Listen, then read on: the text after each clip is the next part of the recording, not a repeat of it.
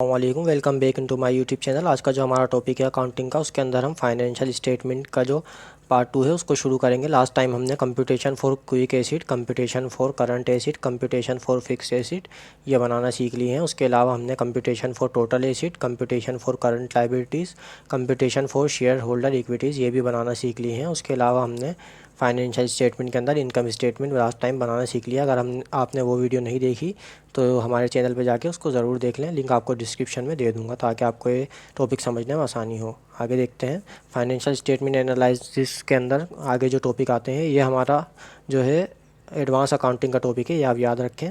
Financial statement analysis हमारा advance accounting का topic है, उसको हम देखते हैं। कंप्यूटेशन और कौन कौन सी आती हैं। Computation for credit purchase, credit purchase हमें कैसे निकालना होता है। अकाउंट पेबल एंड, ठीक है, account payable ending, purchase return, purchase discount इसमें ऐड करेंगे हम।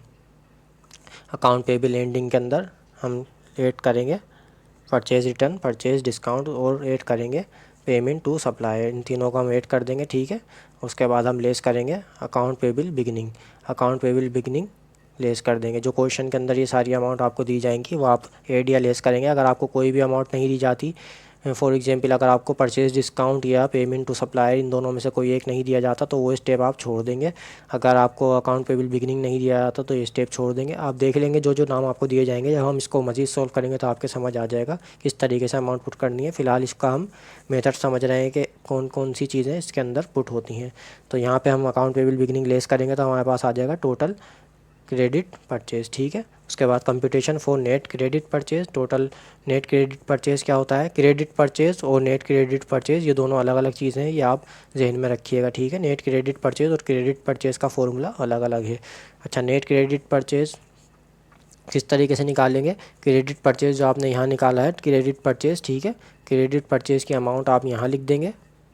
उसके बाद आप उसमें से लेस कर देंगे परचेज़ रिटर्न और परचेज़ डिस्काउंट। अगर आपको क्वेश्चन में दिया जाएगा रिटर्न दिया जाएगा या डिस्काउंट जो भी दिया जाएगा, दोनों में से एक दिया जाए या दोनों दिए जाएँ, तो आप उसकी अमाउंट यहाँ लिखेंगे और यहाँ पे दोनों को टोटल करने के बाद यहाँ पे उसकी अमाउंट लिख देंगे और ऊपर वाली अमाउंट में से क्रेडिट परचेज़ में से लेस कर देंगे। ये वाली अमाउंट जो आपने इन दोनों में से निकाली है, ये वाली अमाउंट ऊपर वाली अमाउंट में से लेस करेंगे, तो आपके पास आ जाएगा टोटल नेट क्रेडिट परचेज़। आगे देखते हैं computation for credit sale. Credit sale का फॉर्मूला ये है अकाउंट रिसेबल एंडिंग। सबसे पहले अकाउंट रिसेबल एंडिंग जो आपको क्वेश्चन में दिया जाएगा वो आप यहाँ लिख देंगे।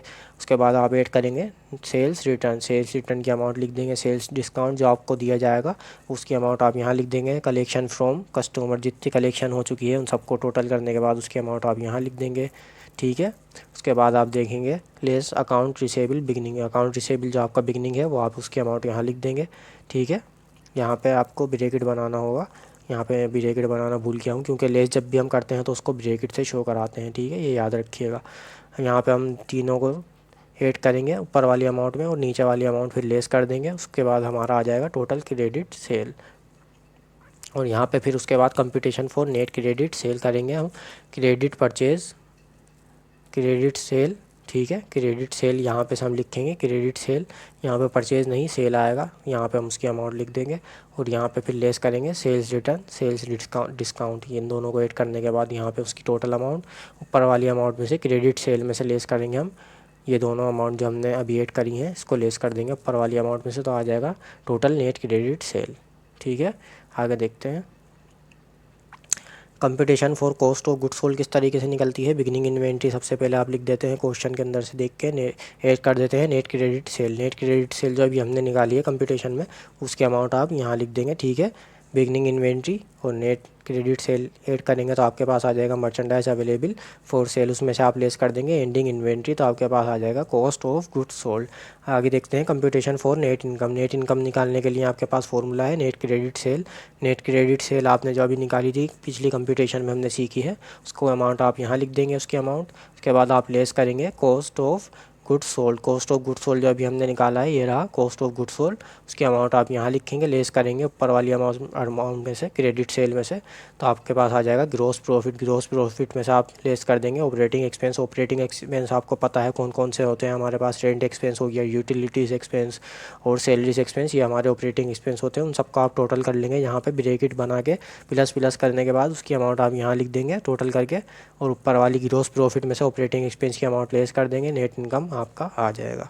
आगे देखते हैं फाइनेंशियल स्टेटमेंट एनालिसिस के अंदर जो मेन टॉपिक है जो हमें ये सब बनाने के लिए बोलता है, उसके लिए हमने कंप्यूटेशन बनाना सीख लिए हैं। अब देखते हैं आगे कि इसमें कौन कौन सी फॉर्मूले पुट करने होते हैं। Rate of net income to sale, rate of net income to sale जो हमें बोलेगा अगर वो बनाने के लिए, तो उसके लिए हमें नेट इनकम जो हमने क्वेश्चन में निकाली है उसको हम यहाँ पुट करेंगे उसकी अमाउंट, नेट सेल जो हमने निकाली है उसकी अमाउंट हम यहाँ पुट कर देंगे, मल्टीप्लाई कर देंगे 100 से, तो आ जाएगा हमारा rate of net income to sale. उसके बाद हमारा rate of gross profit on sale, gross profit की अमाउंट हम निकालेंगे, नेट ग्रॉस प्रॉफिट जो हमने अभी निकालना सीखा है कंप्यूटेशन में उसकी अमाउंट हम यहाँ लिख देंगे। उसके बाद नेट सेल्स भी हमने निकालना सीखा है उसकी अमाउंट हम यहाँ लिख देंगे, मल्टीप्लाई करेंगे 100 से, पहले डिवाइड कर लेंगे फिर मल्टीप्लाई कर देंगे 100 से, ठीक है। तो यहाँ पे हमारा आ जाएगा gross profit on cell.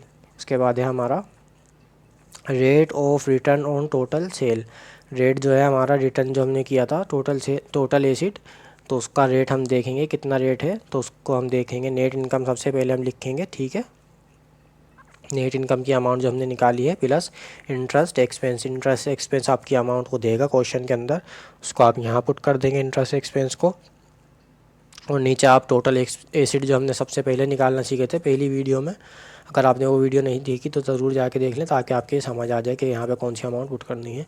Total acid, net income plus interest expense, तो ये सारी अमाउंट हम पुट करेंगे, मल्टीप्लाई पहले इन दोनों को प्लस कर लेंगे, ठीक है। उसके बाद आप करेंगे यहाँ पे से डिवाइड, मल्टीप्लाई कर देंगे 100 से, तो आपकी आ जाएगी अमाउंट। जब हम इसको मज़ीद सोल्व करेंगे तो आपके मज़ीद समझ आएगा ये किस तरीके से सोल्व होता है। फ़िलहाल आप इसके फॉर्मूले याद करने के लिए ये समझ रहे हैं। उसके बाद है हमारा डेबिट रेशो। डेबिट रेशो किस तरीके से निकलता है, टोटल लायबिलिटीज़ जो हमने निकाली हैं और टोटल एसिड जो हमने निकालना सीखे हैं कंप्यूटेशन के अंदर, उसकी अमाउंट आप यहाँ लिख देंगे, तो दोनों को डिवाइड करेंगे तो आ जाएगा डेबिट रेशो। इक्विटी रेशो किस तरीके से आता है, टोटल ओनर इक्विटी आपने निकालना सीखी है उसकी अमाउंट आप यहाँ लिखेंगे ऊपर, उसके बाद आप लिखेंगे टोटल एसिड की अमाउंट नीचे, ठीक है। इन दोनों को जब आप डिवाइड कर देंगे तो आपकी आ जाएगी equity ratio. Current ratio, current ratio किस तरीके से निकलती है, टोटल करंट एसिड, ठीक है, टोटल करंट एसिड जो हमने निकालना सीखे थे उसकी अमाउंट आप यहाँ लिख लेंगे, और टोटल करंट लायबिलिटीज़ की अमाउंट आप नीचे लिख देंगे। दोनों को जब डिवाइड कर देंगे तो आपकी आ जाएगी अमाउंट जो भी होगा करंट रेशो। उसके बाद आपका है क्विक रेशो। क्विक रेशो क्या होता है, acid ratio, acid test ratio, liquid ratio, इन तीनों में से कोई भी पूछे क्विक रेशो क्वेश्चन के अंदर लिख के दे, या एसिड टेस्ट रेशो लिख के दे, या लिक्विड रेशो, तीनों एक ही होते हैं, नाम अलग अलग हैं, 3 नाम हैं इसके, लेकिन इसका फॉर्मूला एक ही है। टोटल क्विक एसिड जो हमने क्विक एसिड निकालना सीखे हैं, क्विक एसिड की अमाउंट आप ऊपर लिखेंगे और टोटल करंट लायबिलिटीज़ नीचे लिखेंगे। तो इस तरीके से जब आप दोनों को डिवाइड करेंगे तो आपका आ जाएगा क्विक रेशो। उसके बाद आप देखेंगे वर्किंग कैपिटल, वर्किंग कैपिटल बराबर है total current acid, total current acid की अमाउंट आप यहाँ लिखेंगे माइनस टोटल करंट लायबिलिटी।